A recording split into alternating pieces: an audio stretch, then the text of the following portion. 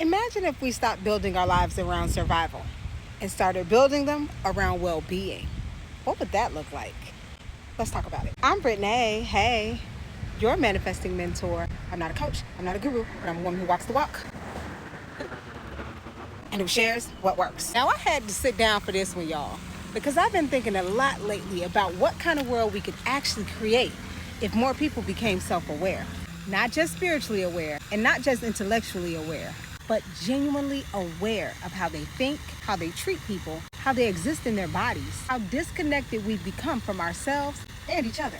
And sometimes I sit and imagine what life would feel like if we stopped organizing our lives around constant consumption, distraction, and survival, and instead started organizing it around connection. Imagine if people actually worked on becoming emotionally safe in relationships. If we learned how to regulate ourselves instead of constantly reacting to each other.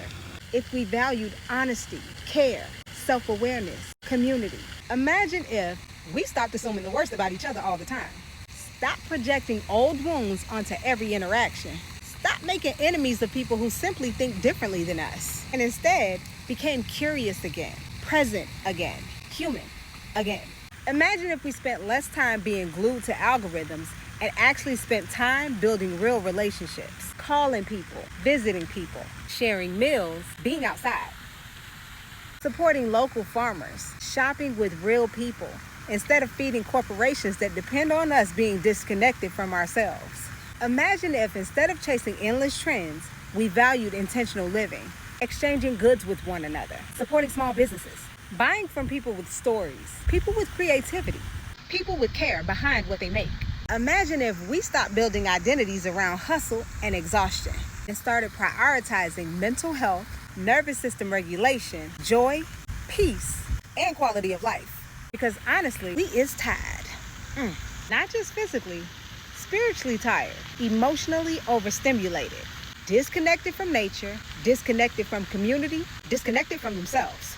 And this is why I talk so much about self-awareness. Because the inner environment matters. Your assumptions matter. Your emotional state matters. The meaning you give life matters. And collectively, all of this creates the world that we experience together.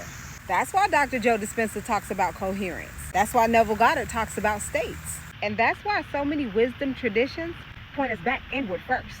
Because the world changes when people change the way they exist within it. And maybe that's where this all starts.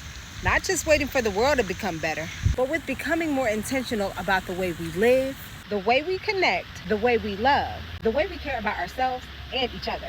Maybe the revolution is simply remembering how to be human again, because a more beautiful world might not begin with more technology, but with more presence. If you want to understand the science behind all of this, I read Becoming Supernatural chapter by chapter on my YouTube channel. The playlist is linked in my bio, and it features my personal reflections and live replays. And if you want to read along, click this link right here to purchase your copy of the book. I don't know who needs to hear this, but this is your reminder, and you got this.